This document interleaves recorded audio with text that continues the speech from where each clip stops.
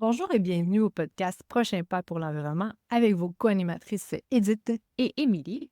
Alors aujourd'hui, on continue avec l'épisode numéro 2, Par où commencer la suite. Aujourd'hui, Émilie, je pense que tu voulais nous parler de consigne-action.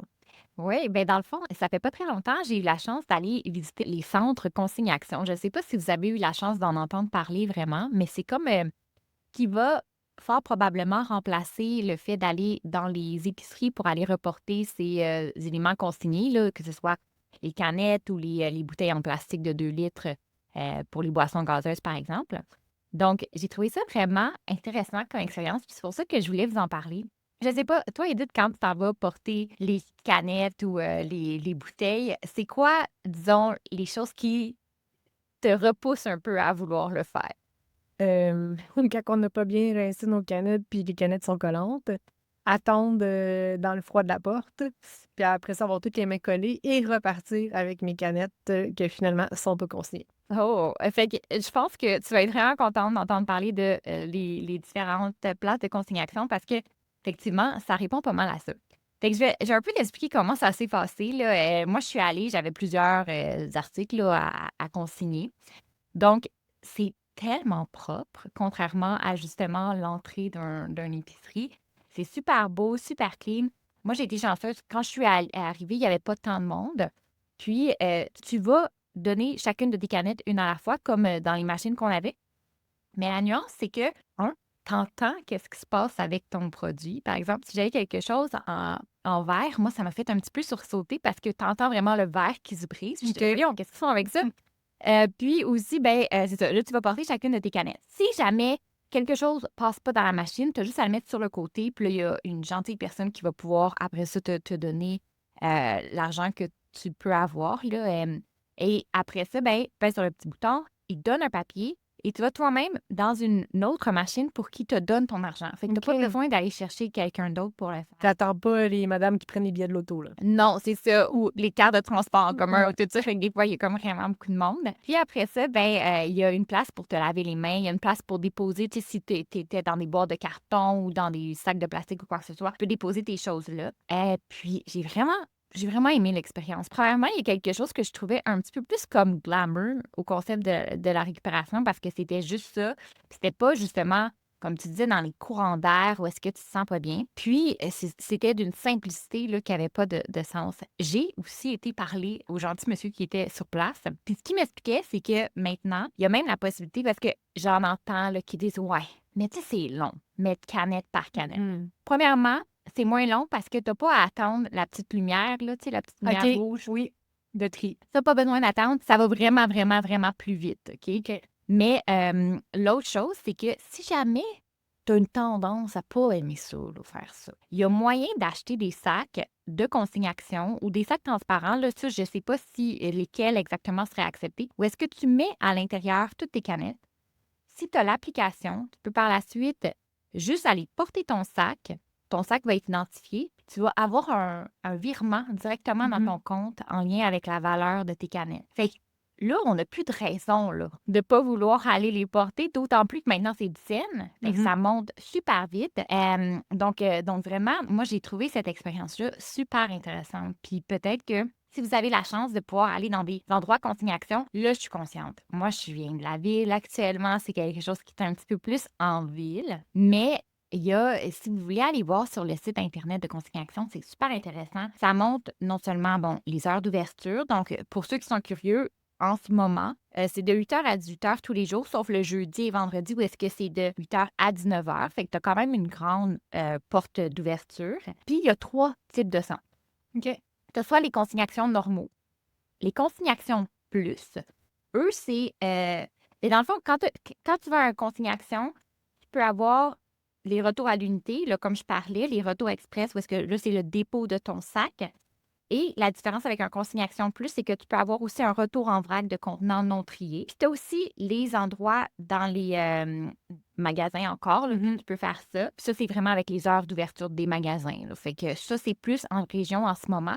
Mais de ce que je comprenais, c'est que ça voulait se propager un petit peu de plus en plus dans une phase de développement. Que moi, j'ai vraiment beaucoup aimé cette expérience-là. OK. Ben, tu vois, c'est quelque chose que je connaissais pas. Moi, il y en a pas dans ma région.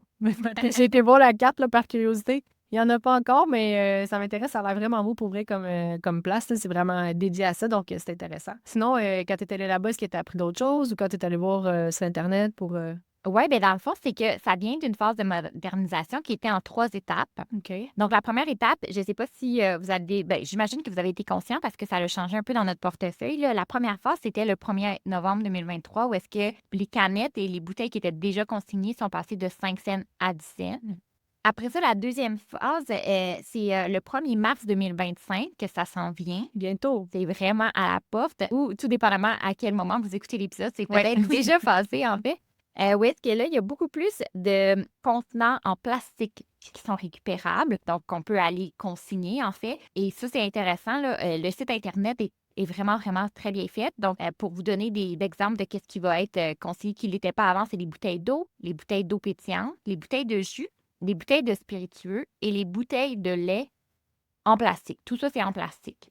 OK. Mais les bouteilles de lait, est-ce que ça serait mieux que c'est ça en plastique qu'on achète ou celles en carton ou en sac? C'est quoi qui serait le mieux? Parce que là, c'est quand même le fun, il y a une consigne, mais c'est tout ça là, qui est le mieux d'acheter. Bien, en fait, il y a eu un article dans la presse récemment qui est paru, qui parlait de ça. Dans le fond, c'était un article qui a été publié le 7 février 2025, qui parlait des différents types de contenants pour le lait qui pouvaient être plus ou moins excellents pour l'environnement, là, si on veut, qu'on pourra mettre aussi dans la description du podcast. Et moi, ce que j'ai retenu, c'est que les sacs de lait seraient vraiment la solution la plus écologique pour plusieurs raisons. Premièrement, ben, c'est moins lourd. OK. Ça prend moins de place. Fait que tout ce qui est le transport, c'est moins dommageable pour l'environnement. Parce que quand on transporte des choses qui sont plus lourdes, ben là, ça demande plus d'énergie. Et aussi, c'est comme des matières un peu plus premières, si on veut. Donc là, ça fait en sorte que c'est le contenant qui serait le plus environnemental.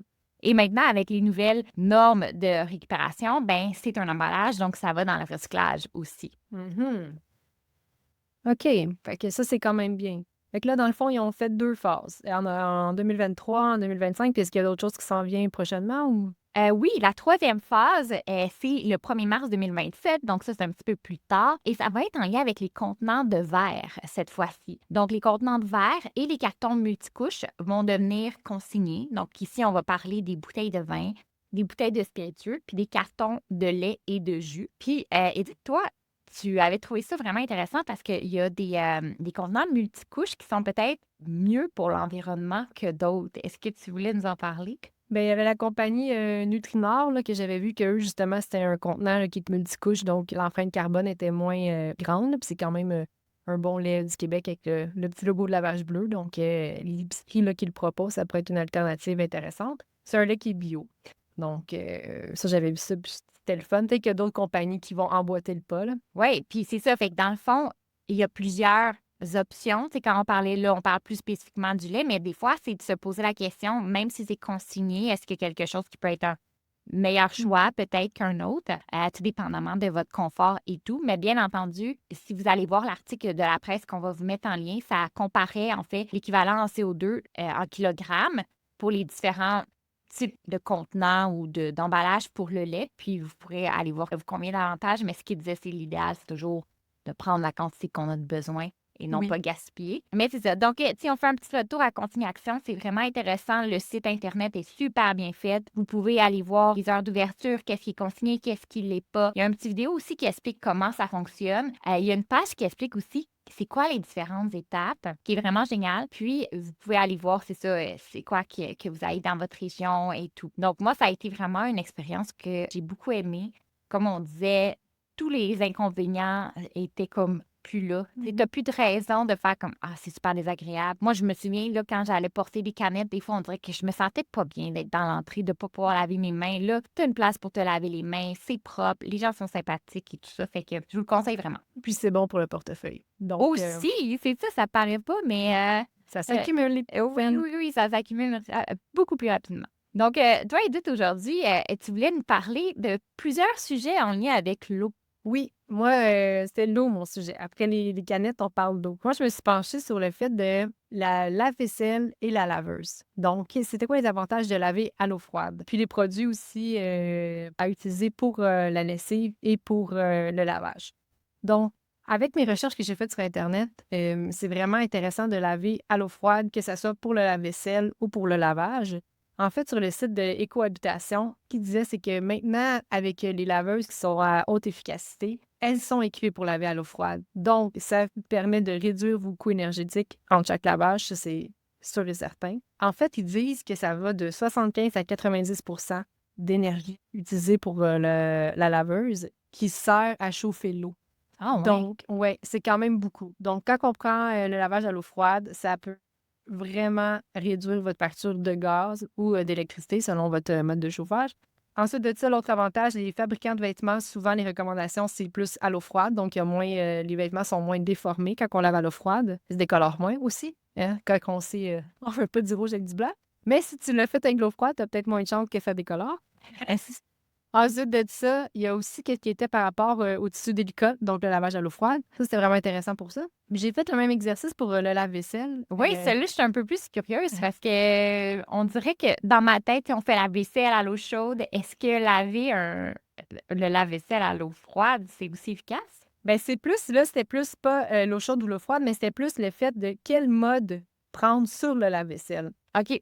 Donc, est-ce qu'on prend le mode éco, parce que souvent les lave-vaisselle ont un mode éco ou lavage rapide. Donc, qu'est-ce que j'ai trouvé qui était le plus efficace? C'était, c'est possible, si vous avez à changer votre lave-vaisselle, de vraiment prendre un lave-vaisselle qui est plus éco-énergétique avec la désignation Énergie Star. Donc, c'est ceux-là qui, normalement, feront le plus économiser en fait d'énergie, donc en fait d'argent, et qui, en utilisant moins d'énergie, bien sûr que ça va dans le même sens pour l'environnement. Donc, on utilise moins d'électricité.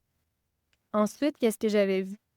Pour le lave-vaisselle, comment l'utiliser de façon efficace? Bon, je sais pas toi, Émilie, quand tu mets tes trucs au lave-vaisselle, je sais que un lave-vaisselle, tu l'utilises pas tout le temps, mais est-ce que tu es le genre de personne qui lave sa vaisselle avant à l'eau chaude pour le mettre dans le lave-vaisselle? C'est quoi ta procédure? Mais moi, je dois avouer que mon lave-vaisselle, c'est un petit casse-tête encore pour moi. J'ai un lave-vaisselle. Moi, j'habite dans un appartement. Donc, il n'y avait pas d'endroit pour avoir un lave-vaisselle à encastrer. Donc, j'ai un lave-vaisselle qui se met au lavabo. OK. Donc, c'est avec un fil Oui. qu'on ajoute, là. Donc, on doit le dépluguer, le repluguer à chaque fois. Et c'est un petit format. Donc, c'est pas un lave-vaisselle de format normal, là, c'est un plus petit. Et je dois avouer que récemment, j'avais laissé tomber un peu mon lave-vaisselle parce que j'étais là, c'est pas efficace, ça sert à rien. Donc là, je suis encore en réflexion, je te dirais. OK. Bon. Ben pour ceux qui l'utilisent plus, le lave-vaisselle, les 3 points à vérifier là, pour utiliser le lave-vaisselle correctement, c'est la vaisselle, on rince l'excès ou on gratte et on le met dans le compost ou dans la poubelle si c'est pas compostable. Et on le met dans la vaisselle et le lave-vaisselle sert à laver la vaisselle. OK? Ça va partir. Ensuite de ça, on démarre le lave-vaisselle quand il est plein. OK? Donc ça, ça fait moins de lavage, donc moins de gaspillage d'eau, moins de gaspillage d'énergie. Ensuite de ça, qu'est-ce qu'il fallait faire? C'était de mettre le cycle de lavage qui correspond à votre charge. Donc, si vous lavez des poêlons, si vous lavez des chaudrons, ou si vous mettez seulement quelques trucs, de vraiment décider de prendre le bon cycle. Le lave-vaisselle, Émilie, je sais que là, tu laves ta vaisselle à la main, mais le lave-vaisselle utilise moins de 15 litres d'eau par cycle, tandis qu'un robinet peut utiliser jusqu'à 15 litres toutes les 2 minutes. Parce qu'il y a plusieurs façons de laver la vaisselle. Aujourd'hui, Ouais. je ne vais pas en parler, mais il y a plusieurs façons. Mais de manière générale, là, sur le site des Ressources naturelles du Canada, c'est ça qui disait, là, qui était les statistiques. Parce que dans le fond, c'est sûr que, comme on disait, tu sais, des fois, il y a des gens qui vont remplir le robinet, des fois, il y a des gens qui vont avoir les bacs, des fois, il y a des gens qui vont comme juste avoir l'eau courante. Mais dans tous les cas, c'est vrai que quand on fait la vaisselle, on a quand même tendance à rincer beaucoup nos différents plats ou quoi que ce soit. Donc, c'est vrai qu'on n'y pense pas nécessairement. Tu sais, on se dit peut-être, ah ben c'est juste mon lavabo qui est rempli à telle hauteur ou c'est juste mon bac qui est rempli à telle hauteur, mais on va toujours réutiliser l'eau. Oui. Oui, je comprends. Donc, c'est ça, des fois, il y a des petites. Ça dépend, tu sais, si vous êtes une famille de 4 enfants, 2 adultes, la vaisselle, il se remplit très rapidement, là. Donc, c'est sûr que ton spaghetti ne va pas rester collé, là. Ça va vite partir, là. Donc, il y a moins besoin de rincer. Ensuite de ça, je me suis penchée sur les produits qu'on utilise pour la lessive et pour le lave-vaisselle. Puis, je me suis dit, qu'est-ce qu'on achète? Est-ce qu'on sait vraiment qu'est-ce qu'on achète? Puis, est-ce que les produits qui sont à l'intérieur de ces savons-là sont vraiment bons pour la santé et pour l'environnement? Puis, en fait, il y a 6 produits que je vous demanderais de vraiment regarder quand que vous achetez, qui sont vraiment importants de vérifier s'ils sont dans les produits. Il y a les nettoyeurs antibactériens, OK? Ça, dans le fond, c'est pour nettoyer les microbes. Et puis, qu'est-ce que ça fait? C'est que souvent, il y a du triclosan, mélange au chlore pour former des dioxines chlorées. Et puis, l'alternative de tout ça, ça serait d'utiliser un savon régulier que, lui, peut tuer 99,4 des microbes, puis l'antibactérien en tue 99,6. Donc, pour 0,2 ça ne vaut pas la peine de mettre notre santé en jeu. Les désodorisants dans les produits, souvent ça contient de la formaldéhyde, qui est cancérigène, qui peut faire des réactions allergiques, qui peut faire des maux de tête, des irritations des membranes, des muqueuses, des douleurs d'articulation, la poitrine, de la fatigue. Il y a une liste, là. Donc, à éviter. Et le phénol également. Donc, quand on voit ça, on essaie de ne pas acheter ça. Puis ça, c'est super intéressant. Puis si jamais les gens, parce que là, c'est des grands mots scientifiques là, que tu as nommés, là, si jamais les gens veulent savoir où aller chercher cette ressource-là, c'est où qu'ils peuvent C'est aller? l'Association pour la santé environnementale du Québec. Parfait. Fait qu'on va le mettre en lien aussi, en lien avec notre épisode, là. Fait que vous allez pouvoir aller le chercher. C'est ça, exactement. Puis, ensuite de ça, le savon pour la lave-vaisselle, donc il faut faire attention qu'il n'y ait pas de chlore. Donc, les alternatives, ce serait d'utiliser des détergents sans phosphate de chlore, de colorant ni parfum. Donc, ça serait les trois principaux. Puis, je vous invite à aller voir sur le site de l'Association pour la santé environnementale du Québec. Et un aussi qui était très important que je voulais vous nommer, c'était le borax. Vraiment, ça, c'est un produit qui a été mis à l'étude, là, notamment depuis 2008, là, en France, en Europe. Là, c'est vraiment... parce que, dans le fond, certaines études disent qu'il peut être inoffensif pour l'environnement, mais c'est vraiment un produit qui est classé toxique depuis 2008 pour la fertilité, puis ça peut causer aussi des problèmes de grossesse. Donc, on évite le borax. Mais je me suis dit, il doit y avoir des solutions à tout ça. Il doit y avoir moyen de moyenner. Puis comme j'ai dit, moi, je voulais aller plus retrouver comme les méthodes ancestrales, des grands-mères, tout ça. Ouais, Mon parce grand-mère, que... elle n'allait pas sur IGA chercher du Tide, là. Non, c'est ça. Puis là, moi, je t'écoute, puis je me dis, OK, là, il y a beaucoup de choses à ne pas faire, mais là, comment s'en sortir, tu sais? Oui, exact. Ben, j'ai fait des petites recherches, puis il y a une compagnie quand même que je suis depuis un petit bout de temps sur Internet qui s'appelle Les Mauvaises Herbes. Et puis, en fait, cette compagnie-là, c'est très intéressant. Donc, quand vous allez sur le site des Mauvaises Herbes, il y a plusieurs recettes de produits que vous pouvez faire maison. Donc, vous avez des petits tutoriaux et puis acheter les ingrédients puis faire les produits chez vous. Puis justement, elles ont sorti un livre en 2021 le livre s'appelle Remue ménage. Donc, c'est des produits d'entretien d'entretien et de nettoyage pour la maison.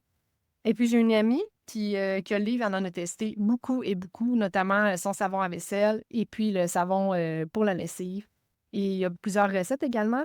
Et puis, ça fonctionne et elle aime vraiment beaucoup ça. C'est d'acheter son matériel au départ, mais après ça, c'est vraiment une très belle alternative. Donc, les mauvaises herbes, puis en plus, c'est une compagnie québécoise. Oui, puis en même temps, là, on parle des mauvaises herbes, mais ça, c'est un exemple parmi tant d'autres, dans le sens qu'il peut y avoir d'autres endroits où est-ce qu'on peut trouver des recettes. Puis ce qui est intéressant, c'est d'avoir cette curiosité-là de se dire, OK, ben est-ce que je serais capable de prendre un peu de mon temps dans ma vie pour essayer de voir quel produit me convient davantage. Puis, parce que là, on ne fait pas une pub pour cette Non. place-là plus qu'une autre, là, dans le sens que si vous avez d'autres compagnies que vous connaissez ou d'autres recettes que vous connaissez, n'hésitez pas à nous le mettre en commentaire parce que des fois, ben, quelque chose qui fonctionne pour un ne fonctionne pas nécessairement pour l'autre. Puis on a tous des appareils différents aussi à la maison qui peuvent avoir une nuance Oui, en lien exact. avec la méthode de lavage.